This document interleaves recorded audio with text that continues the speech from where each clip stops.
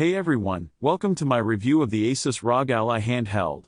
This is a gaming device that promises to be the ultimate gaming handheld. So, let's find out if it lives up to its promises. First of all, let's talk about the design. The ASUS ROG Ally Handheld looks great. It's sleek, modern, and very well made.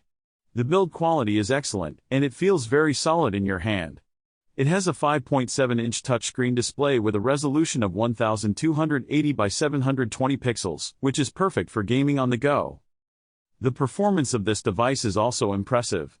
It's powered by a Qualcomm Snapdragon 845 processor and has 8 GB of RAM, which means it can handle even the most demanding games on the market.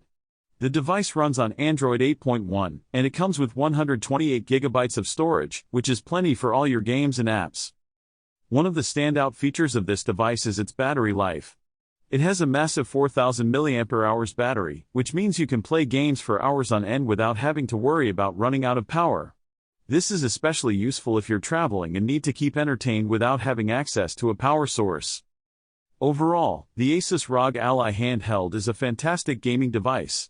It looks great, it performs well, and it has a long battery life.